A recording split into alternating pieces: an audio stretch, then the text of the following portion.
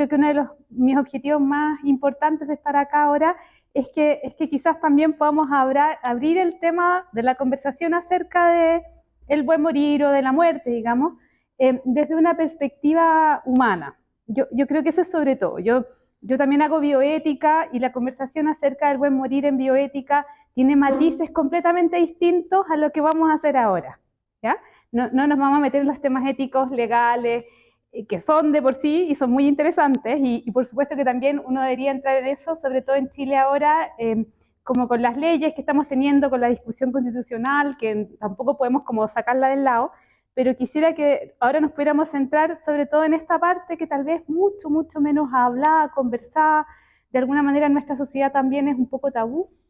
Cuesta un poco hablar del tema, hay que como que reunirse para hablar del tema y decir vamos a hablar del tema, como para poder hacerlo. Entonces quería partir simplemente con un cuento. Les voy a contar un cuento primero, a ver, vamos entrando de a poco. Después de haber sostenido la posición de avanzada como la misión encomendada, el sargento había ordenado la retirada. Las tropas enemigas se acercaban y había que regresar a las propias filas entre la metralla y el bombardeo. A la carrera, la mayoría de los soldados se zambulló en la trinchera del lado seguro. «Sargento», dijo Antonio, «Pedro no está». «Cuánto lo siento», contestó el sargento. «Debe haber caído durante la retirada». Antonio agarró el fusil y se puso de pie. «¿Qué hace, soldado? Agáchese inmediatamente», ordenó el sargento. «Voy por él», dijo Antonio. «Quédese donde está», ordenó. «Aun cuando pudiera encontrarlo, no tiene sentido correr ese riesgo. Lamentablemente, Pedro ha sido alcanzado por las balas del enemigo». «No le estoy pidiendo permiso», dijo Antonio, y empezó a correr hacia la zona que acababan de abandonar. «Soldado», gritó inútilmente el sargento, «soldado». Media hora después, cuando todos lo daban también por muerto, Antonio regresaba arrastrándose con una bala en su pierna y una chapa de identificación apretada en su mano derecha. Era la placa que había arrancado del cuerpo sin vida de Pedro. El sargento saltó de la trinchera para ayudar a Antonio a llegar. Mientras lo empujaba, literalmente, dentro del enlodado lugar, le gritaba a los enfermeros que le pusieran un torniquete en la herida para detener la hemorragia. «Te dije que no valía la pena», le dijo mientras señalaba la placa de metal. «Valía», dijo Antonio. «No entiendo. De todas maneras, Pedro está muerto y ahora te tengo herido gravemente. Tú también podrías haber muerto». «¿Sabes, sargento?», dijo Antonio. «Cuando lo encontré, todavía vivía. Me acerqué y le tomé las manos. Él abrió los ojos y me miró, y casi sonrió. Valió la pena, antes de morir en mis brazos, me dijo, sabía que vendrías». Esta es una historia que a mí me encanta porque creo que tiene mucho como del anhelo también que nosotros a veces tenemos, tanto para nosotros, de morir con nuestros seres queridos, como también de estar para nuestros seres queridos cuando llegue ese momento. Y yo creo que es un anhelo bien profundo. Cuando uno, si lo piensa un poco, se da cuenta que dejaría muchas de sus posesiones y muchas de las cosas que me preocupan ahora porque eso se pudiera cumplir. Y en ese sentido, ¿qué significa acompañar? Y eso yo creo que es lo primero que quisiera como conversar con ustedes. ¿Y qué significa acompañar? Significa estar, simplemente estar, pero un estar con mayúscula. Significa un escuchar al otro, pero también perder el tiempo con el otro. Y perder un tiempo que no estamos acostumbrados a perder, porque siempre estamos haciendo cosas. Pero por eso mismo, por las cosas, porque siempre hay que hacer cosas y porque la vida requiere que nos mantengamos materialmente. Yo soy médico, trabajo en un hospital público, hay que hacer cosas. No estoy diciendo aquí que nos vamos a volar por los aires y vamos a estar y vamos a dejar que todo suceda. No ese es el punto, pero justamente para poder estar con el otro 100%, hay que haber previsto algunas cosas hacia atrás. Pero lo importante no son las cosas que hay que hacer, sino el estar y poder acompañar. Estar para acompañar, para poder escuchar. La idea justamente es poder encontrarnos con ese otro real y auténtico en lo que es, desde nuestra persona también reales y auténticos, desde lo que somos, sin preocupaciones y sin que nos interrumpan las cosas. Entonces, quizá una de las primeras cosas que quisiera decirles con respecto a lo que puede ser una, no sé, en prepararse hacia la muerte, es que tenemos que sacarnos de la cabeza que se trata de empezar a prepararse cuando uno ya tiene una cierta edad, 80 años, 90 años, no sé. Y quería contarles esto también como una historia. Yo, antes de la pandemia, tuve una paciente que a mí me impactó muchísimo, yo creo que me marcó de miles de maneras. La Gaby tenía 23 años y llegó en enero a hospitalizarse porque tenía una trombosis en las piernas, ¿ya? Al poco andar, en 2 días, nos dimos cuenta que tenía un cáncer metastásico, 23 años, ¿ya? Había tenido muy pocos síntomas previamente porque era joven, entonces había logrado como, sí, le dolían un poco las piernas, le dolía un poco algo, pero en el fondo no había ocurrido nada más. Y era un cáncer que estaba tan avanzado que lo que nosotros preveíamos incluso como pronóstico eran 4 semanas de vida. ¿Ya? 23 años. Estamos hablando de 23 años. La Gaby no creía en nada. ¿Ya? Yo cuando llegué, además tenía mucho dolor porque tenía las piernas, o sea, imposibles, tenía líquido ya en el abdomen, estaba muy incómoda con la situación también físicamente hablando. Entonces, claro, ahí lo primero fue tratar de ayudarla físicamente, por supuesto, disminuir el dolor, que estuviera más cómoda, ir al baño, son esas cosas que uno cuando está en el hospital, los que no han estado en el hospital no lo saben bien, pero son las cosas que más importan a veces, el poder ir al baño, por favor. Y de a poco, bueno, me acuerdo de cuando le pregunté a la Gaby, bueno, ¿en qué crees? Bueno, en mi fuerza, en lo que yo puedo lograr. Y en nada más. ¿Ya? ¿Y cómo lo hacemos? ¿Qué te pasa con esto ahora? O sea, ella dura, una mujer así, bien parada en la vida. Sus padres vivían separados, estaban casados, pero vivían separados. Y ella como que se había un poco hecho cargo un poco de esa familia, como con su fortaleza. No económicamente, pero con su fortaleza. Y entonces era una mujer bien parada. Y de a poco fuimos como conversando y en un momento que, o sea, el tiempo era tan corto que tampoco daba para que uno hiciera un proceso tan largo. Entonces, con ellas empezamos a conversar acerca de la vida que estaba perdiendo en ese momento.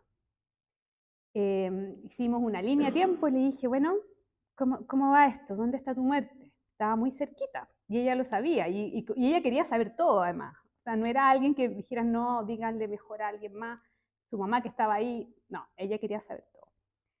Y tenía varias cosas hacia adelante. Quería haber hecho un viaje con su pololo a Estados Unidos, porque su papá casi vivía en Estados Unidos. Quería terminar un proyecto que tenía con adultos mayores en una sede vecinal que tenía cerca. Quería además estudiar alguna otra cosa después, en algún momento casarse, tener hijos. Y fue todo ese proceso de decirle a la Gaby también, o sea, Gaby, esta vida ya no es. Esto ya no va a ser, digamos.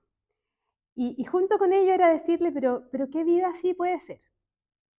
Y claro, acotando el plazo, ella estaba bololeando desde los 12 años con su pololo, único bololo, 12 años tenía 23, ¿ya? Y él había estado siempre con la separación de los padres, con las dificultades, con todo había estado, y ella a él le agradecía enormemente que él hubiera estado en todo, y que estaba ahí al pie del cañón. Iba a ser en 2 semanas más el cumpleaños de su pololo. Ya. Gaby, ¿qué vas a darle de regalo? ¿Qué vamos a hacer ya, le quiero hacer una torta y quiero hacer una fiesta sorpresa y quiero yo buscarle el regalo que yo sé lo que quiero regalarle? Ya, perfecto. ¿Qué más quieres hacer? Bueno, también viene mi papá a Estados Unidos. La bienvenida entonces al papá a Estados Unidos. Quiero conversar con las personas de este centro vecinal con la que había estado como ayudando también. Entonces fuimos haciendo una línea con la vida que sí era. ¿Sí? La última vez que la vi, que fue 4 semanas después de ese encuentro, ya, o sea, la Gaby ya no caminaba, ya no podía, no tenía fuerza para poder caminar. Y Y fue precioso porque me acerqué y la abracé en su silla de ruedas y le dije también, Gaby, rezo por ti. Gracias, me dice. Sigue rezando por mí a Dios. ¿Ya? Y eso fue lo que logramos con la Gaby. Después, un tiempo después, también la familia vino a mostrarme las fotos de la celebración de cumpleaños del pololo, de las cosas que la Gaby sí había logrado hacer. Entonces ese es el primer mensaje. El primer mensaje, no esperemos a los 80 o a los 90 para hablar de la muerte y de lo que queremos en la muerte. Y de la vida que queremos seguir hacia adelante. ¿Ya? De las cosas que sí están en nuestro poder y que podemos darle hacia adelante. Lo segundo que quiero quizás contarles también, y yo creo que ustedes, algunos si lo han vivido alguna pérdida también lo saben, es que el que va a fallecer tiene todavía mucho que entregar. Y aquí quisiera contarles dos historias. La primera es la del Checho. El Checho sí tenía 80 años, ¿ya? Llegó en el tiempo de la pandemia y llegó con mucha dificultad respiratoria por el COVID y por la edad y también por el dañado que estaban los pulmones. Él no iba a ser ingresado a UCI, ¿ya? Le costaba respirar, lo ayudamos todo lo que pudimos, empezó de a poquito a estar inconsciente y conversamos con su familia para preguntarle cómo querían despedirse del Checho, ¿ya? Su familia, su hija, quiso ir a despedirse personalmente, yo creo, tapizamos de plástico para que pudiera entrar, eso lo hicimos también en el Sótero del Río para que pudiera efectivamente despedirse. Y después ¿cómo se dice el esposo de la hija? Eso, gracias. El yerno, tanto súper pendiente, muy bien. El yerno tenía problemas con las cosas políticas, pero el yerno dijo, yo también quiero ir, y quiero ir otro día. Y quiero cantarle un tango. ¿Ya? Entonces, ya nosotros, bueno, está bien, le cantará un tango al lado, vistámoslo, conseguimos, en ese tiempo todavía era muy difícil conseguir como elementos de protección personal para que los familiares pudieran entrar, apenas teníamos para nosotros, ¿ya? Así que hicimos todo una colecta con gente que hizo como elemento de protección personal con bolsas de basura, con mangas, con todo, con todo. Entonces eso es lo que podíamos también ofrecerle a los familiares. Y llegó este yerno, y llegó, es que fue muy gracioso, porque llegó con así un parlante, ¿ya? Como los que se suban al metro, así. Y nosotros era, Dios mío, nos pillan esta cuestión acá adentro, ¿cómo le ponemos encima plástico? Ya, fue todo un pensamiento de cómo le ponemos plástico a ese tremendo parlante y con micrófono, ¿ah? Micrófono. Karaoke. Se mandó un karaoke en el Sótero del Río, en la pieza del Checho. Y cantó por una cabeza. Invitamos a todos los que estábamos posibles ahí, todo el personal de salud, a presenciar este rito de despedida. Y les aseguro que para todos nosotros, los que conocíamos al Checho y a los que no conocíamos al Checho, fue un momento de consuelo, fue un momento de poder como humanizar lo que estábamos viviendo. Entonces, el Checho, en su inconsciencia, nos regaló un momento de cielo. Entonces, ese también es un segundo mensaje. El que está falleciendo siempre tiene algo que regalarnos. Y en ese sentido también, tal vez contarles, también, aparte de la inconsciencia, digamos, hace un tiempo atrás, no sé, un año, yo creo 2 años también, había sido un tiempo muy pesado para mí personalmente, ¿ya? Y estaba agotada. Me acuerdo perfecto que iba en el metro al Sótero del Río y decía, no voy a poder ver ni un paciente, estoy muerta, porque en el fondo también para ver personas sufriendo, uno también tiene que exponerse y estar. Se decía, no me da. Pero llegué, pues tenía que trabajar, entonces llegué de todas maneras al Sótero del Río y me vestí, entré, y el primer paciente que tenía era un paciente con un cáncer pulmonar, 70 años, que me pidieron que lo fuera a ver porque estaba con muchos síntomas. Y yo lo llego a ver y efectivamente estaba así, ¿ya? O sea, estaba realmente como ahogándose, ¿ya? Entonces me pongo al lado de su cama y le pregunto, don Pedro, vamos a decir, ¿cómo está? Una pregunta que cuando el otro se está ahogando es un poco tonta, pero es para poder partir, ¿ya? Y me mira y sonrió, en medio de su ahogo. Y dice, soy el hombre más feliz del mundo. He tenido una vida preciosa. Mi esposa la amo más que el primer día que la vi. Tengo unos hijos maravillosos. ¿Qué más puedo pedir? Estoy muy bien, me dice. Y para mí, que yo venía en ese estado como de no quiero nada más con la vida, este hombre, o sea, me levantó.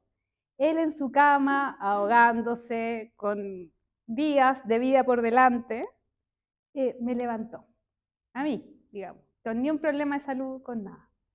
Entonces, eso es lo primero. También el poder, primero de que acompañar, pero también captar que cuando vamos hacia un otro acompañarlo, no venimos desde aquí arriba hacia abajo, sino que probablemente cuando el otro nos deje acompañarlo, nosotros vamos a recibir muchísimo más. No vamos a ello para recibir muchísimo más. Vamos realmente con la intención de querer estar y escuchar y ponernos a disposición. Pero la verdad es que eso nos da esa horizontalidad del acompañar que se requiere realmente para poder estar con el otro. ¿Sí? Entonces, esas son como las primeras cosas. Y lo que también quería contarles, pero que efectivamente las cosas importan. Y, adelante, bienvenido. Las cosas sí importan y por eso dar algunos tips de cosas que sí importan. ¿Ya? Y que pueden ser como una preparación remota,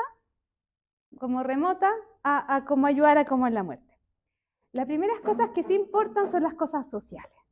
Las herencias, ¿ya? Las deudas, los retiros de la AFP si hay que hacerlos. ¿Sí? Esas cosas hay que tenerlas, hay que ordenarlas y en el fondo tenerlas claras. Por último, que alguien más las tenga claras. ¿Sí? Eso es súper, súper, súper importante. Se los digo de verdad y se los digo con cariño también porque efectivamente cuando estamos en los últimos momentos o en las últimas semanas, de lo último que nos queremos preocupar es de eso. ¿Ya? Entonces, primero las cosas esas como de los órdenes, eso también yo se los sugiero que sea una cosa que uno siempre como que lo esté pensando y viendo cómo van a quedar. Después están las tareas pendientes. Y las tareas pendientes pueden ser múltiples. Puede ser, por ejemplo, como familia siempre quisimos ir al sur, a algún lugar. ¿Ya? Háganlo. ¿Ya? No sigamos pensando que como familia siempre quisimos, sino que háganlo. Si tienen esa idea y es posible, adelante. ¿Ya? Pero también existen otras tareas pendientes que tal vez tienen que ver con lo social, por ejemplo. No es infrecuente, se los voy a contar con un ejemplo. Un paciente que tuve hace poco llevaba 30 años con su pareja, ¿ya? Sin casarse, ¿ya? Ni por la iglesia ni por nada. Digamos. Tenían como 5 hijos, tenían su casa, ¿ya? Y de repente él sabe, digamos, se da cuenta que efectivamente va a fallecer probablemente las próximas semanas y que la deja desprotegida. Porque no tenía ningún lazo jurídico. ¿Qué hacemos ahora? Armemos el matrimonio en el hospital. Hemos tenido, o sea, se han casado personas en el hospital efectivamente, pero hacer eso igual es difícil. O sea, hay cosas que uno va dejando como hacia adelante que son tremendamente importantes y que en el momento quizás no parecen tanto. Ellos que decían, bueno, no tenemos plata para el matrimonio, después llegaron los hijos, después hubo que preocuparse por la casa, por el auto, por la seguridad económica. Siempre había algo más importante, ¿no? Pero en ese momento, no solo por el lazo y la promesa, sino que por lo jurídico, digamos. O sea, por cómo queda la herencia después. Ustedes saben también de que, o sea, que en Chile, o sea, esto es muy, muy importante. Entonces, ese tipo de cosas, también como tareas pendientes, hay que, como yo creo que abrirse como el pensamiento, me voy a morir en algún momento, los otros se van a morir en algún momento, ¿cómo están quedando este tipo de cosas? ¿Sí? Este tipo de cosas que al final uno, como de las que no se quiere como preocupar quizás en primera instancia. Pero a mí, después de todas estas cosas que son fáciles, fáciles ustedes saben que no son fáciles porque lo jurídico, el notario, todas esas cosas son trámites, pero son relativamente fáciles porque tienen un procedimiento claro que uno puede seguir. Viene el tema también de lo psicoespiritual. Y ahí hay un autor, Balfour Mount, que es un paliativista de mucha experiencia, que él dice que al final de la vida hay solo 3 palabras que importan. Solo 3. No hay nada más que 3. Y las voy a leer porque no quiero enredarme entre medio. Él decía que al final de la vida las 3 palabras son pedir perdón, decir te quiero y decir gracias. La primera es pedir perdón, decir te quiero y decir gracias.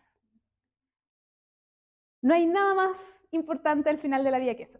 Y yo lo que creo, al final, lo que les he dicho hasta ahora, le llamo como preparación remota, porque en realidad es un estilo de vida. Yo creo que esto, todo lo que vamos como conversando cuando tenemos la muerte por delante, tal vez no aquí, pero en algún momento, si uno vive así, probablemente va a llegar al momento de la muerte muchísimo mejor. No nos olvidemos, muchas veces yo creo que a todos nos pasa cuando vivimos con alguien cerca, es evidente que lo quiero, ¿no? Pero no se lo digo nunca. ¿Para qué? ¿Para qué se lo voy a decir si lo sabe? Escucha, ¿lo sabe? El decir gracias, el agradecer, también se nos olvida porque como que es evidente, ¿no? Todas esas cosas que son como evidentes, hay que sacárselas de que sean evidentes. Cuando tenemos el pensamiento de la muerte delante, dejaron de ser evidentes. El pedir perdón es todo un proceso. Y es un proceso que por supuesto que la confesión nos ayuda como a armar, a cerrar, pero es un proceso largo, es un proceso difícil y es un proceso que requiere invertirle tiempo, invertirse uno. Y eso también, por eso mismo, yo creo que sí, al final de la vida hay como, hay gracia especial, ¿eh? De todas maneras, y uno ve que los procesos, por ejemplo, este proceso de la Gaby fue precioso, jamás lo habría logrado si no hubiera estado en esa situación. Yo creo que eso es así. Y nos va a pasar, yo también confío en Dios que nos va a pasar a todos, que al final de nuestra vida, si Él nos da la gracia del proceso, de tener tiempo, digamos, vamos a poder lograr cosas como de la santidad que hubiéramos querido que no habríamos logrado previamente. Yo creo que hay una gracia especial ahí. Pero de todas maneras ahí podemos vivir ya hoy día como preparándonos para ese momento, para que ese momento sea en paz, un poco como decía la María Teresa también. Pueda ser en paz, pero que porque la vida fue en paz. ¿Ya? El final de la vida no se improvisa. ¿Ya? Uno muere realmente como ha vivido. Eso también, o sea, hay cosas que son así. Hay procesos que hay que hacer, el soltar hay que hacerlo, sin duda. Hay un proceso de decir, ya, sí, me voy a morir, ¿sí? Y estoy en paz con eso, ¿ya? Ese proceso lo vamos a tener que hacer todos, independiente de si he vivido bien o no, ¿sí? El soltar como lo material, muchas veces lo que más cuesta no es tanto la muerte, sino el dejar a los que quiero y la preocupación por los que quiero. Y eso hay un proceso de soltar ahí que es, hay que hacerlo sí o sí. Pero si uno no lo ha hecho antes, si no ha vivido de alguna manera previamente, ese último momento se hace muy cuesta arriba y puede ser que no resulte. Es muy distinto ver personas que realmente logran soltar al final de la vida que aquellas que nunca logran soltar al final de la vida. El sufrimiento no tiene ninguna comparación de unos con otros. ¿Sí? Entonces, eso es como de una preparación más remota. Pero también quería hablarles de, imaginemos que tenemos a alguien, tal vez en estos momentos, que queremos acompañar. Y puede ser alguien que esté falleciendo, puede ser un familiar de alguien que esté falleciendo, también puede ser un familiar de alguien que ya falleció. ¿Sí? Y lo primero entonces, y volver a repetirlo, no hay que cansarse nunca de estar, de acompañar, de escuchar en primer lugar. No es hablarle al otro como para que sienta ruido. No sé si ya como al lado, ya. Hay gente, no sé, le ha pasado, yo tengo familia incluso que es así, como que llega a la casa, enciende el televisor, ¿ya? Para sentir ruido, ¿ya? Eso no es acompañar, ¿ya? Para eso mejor que enciendan el televisor, digamos, ¿cierto? Tampoco se trata de que uno nunca hable del tremendo elefante que hay en la habitación, que es que el otro se murió, que es que se va a morir, que es que tenemos pena, ¿ya? El pensar que acompañar es como animar al otro y que tenga que estar de buen humor, eso no va a resultar. No, tampoco, yo a veces lo escucho con los familiares de los pacientes, es que no se da ánimo, ¿ya? Es que no pone de su parte, ¿ya? Yo lo escucho muchísimo y yo creo que a uno también le han dicho, a veces tienes que poner de tu parte, tienes que estar mejor, el ánimo, ¿sí?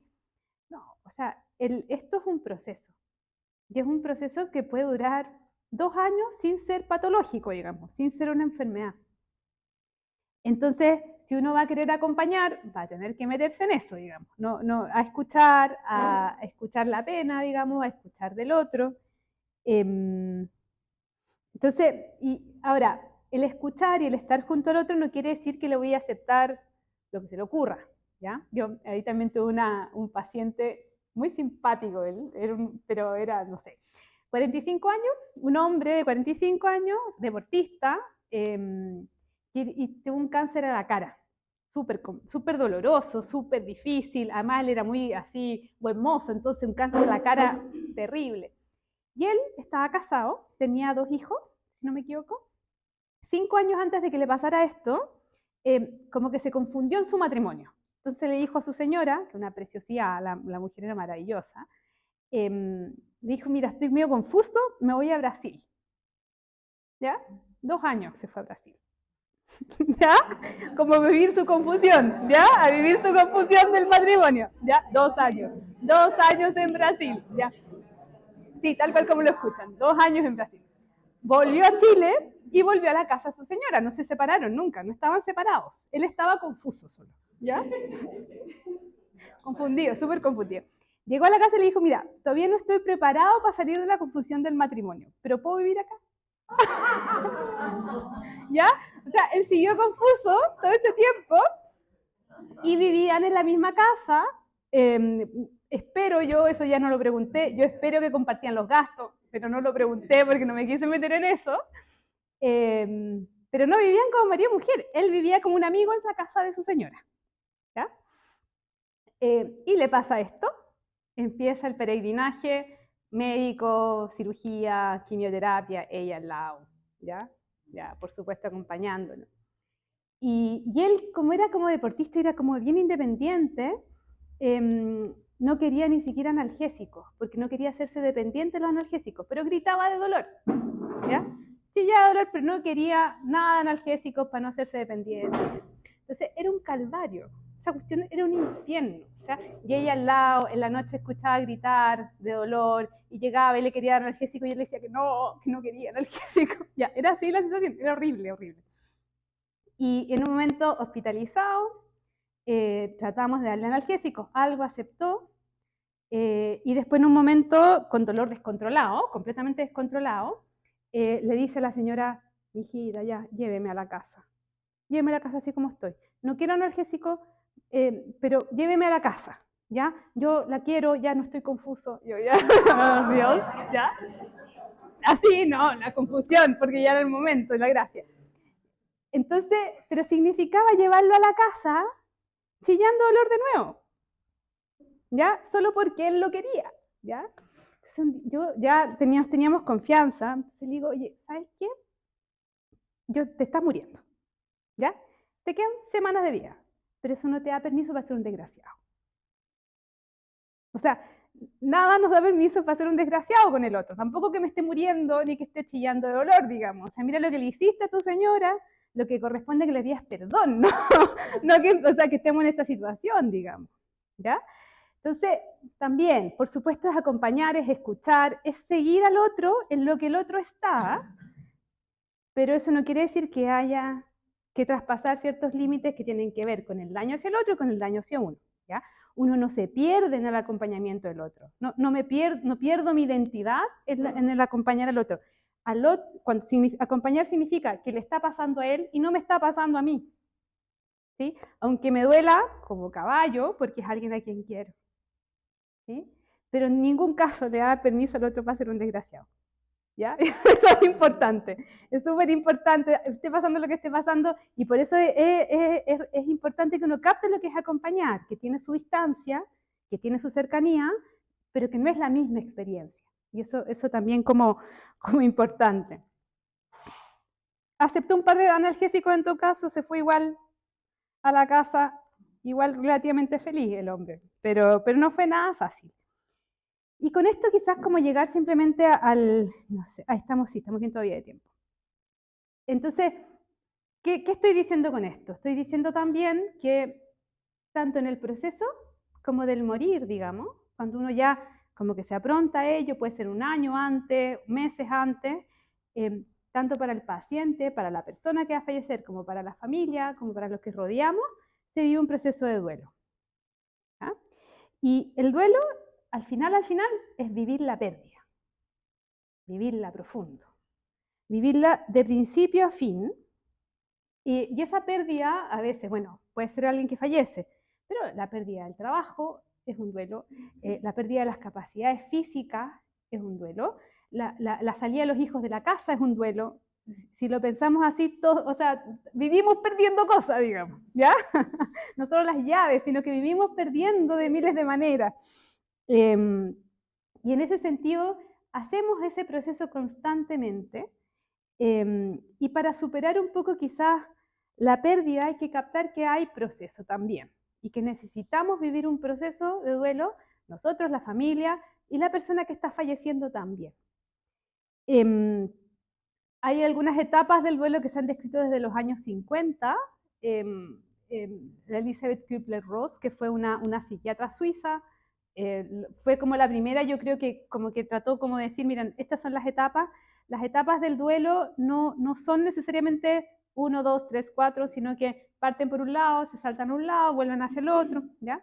Yo aquí simplemente les traje algunas para que pudiéramos como darle una vuelta. No va a ser una charla sobre duelo, porque ya no estamos en el tiempo tampoco, pero me importa mucho que captemos que en estos tiempos de velocidad atroz en los que vivimos, no nos damos tiempo para hacer procesos. Y cuando no nos damos tiempo para hacer procesos, vamos enquistando cosas en nosotros que nos hacen mal. Y el fondo de la velocidad y el pensar que las cosas son inmediatas, que todos lo tenemos en nuestro interior, como que tiene que pasar algo y después tengo que estar bien al otro día, no es humano, no nos ayuda. Y como les digo, un proceso de duelo se pasa mal, aquí probablemente todos han vivido alguno, el primer mes es horrible, los siguientes 6 meses es un poquito menos horrible, pero sigue siéndolo, y probablemente hasta los 2 años es normal que uno todavía, cuando piensa en lo que perdió, le dé pena. ¿Sí? Entonces el proceso puede ser largo. Entonces, ¿qué es lo primero que pasa en el duelo normal? Y en lo que uno ve también, a mí me toca mucho verlos en los hospitales, porque es el primer impacto muchas veces. La Elisabeth Kübler-Ross le llamó negación, pero tiene que ver un poco con una cierta incredulidad. Es cuando uno le dicen, no puede ser, ¿ya? Falleció, no puede ser, digamos. Ese sentimiento de que no puede ser que ocurrió esto que ocurrió, y puede haber mucha confusión en ese primer momento y ser como muy, no violento, pero duro, digamos. O sea, no me puedes estar diciendo lo que me estás diciendo. Y ahí no es que uno tenga que decirle, sí, falleció, no es eso. El otro no me está preguntando, me está diciendo simplemente que no lo puede creer nomás. Pero no es que yo tenga que responder como decirle, no, ya, no pasa nada con la negación, es real, ¿sí? La segunda, como elemento, hay una cierta como regresión, o sea, cuando yo logro como salir un poquito de esa primera negación y confusión, es una regresión como etapas anteriores, el llanto, el berrinche, quizás una reacción más violenta. Como le digo, esto es lo que yo veo también en los hospitales, o sea, en ese momento hay un silencio generalmente, decir, ups, ¿es verdad?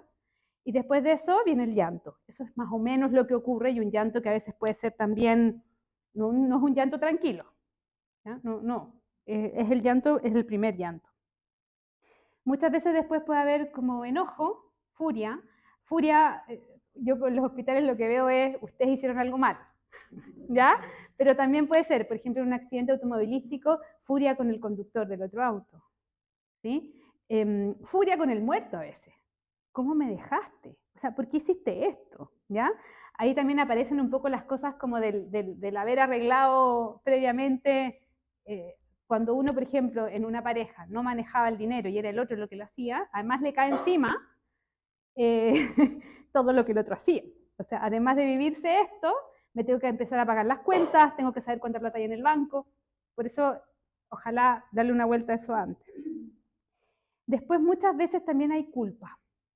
No sé si eso lo han vivido, pero culpa a veces por no haber podido salvar al otro, por no poder haber estado quizás más, por todo lo que no hice con el otro. ¿Sí?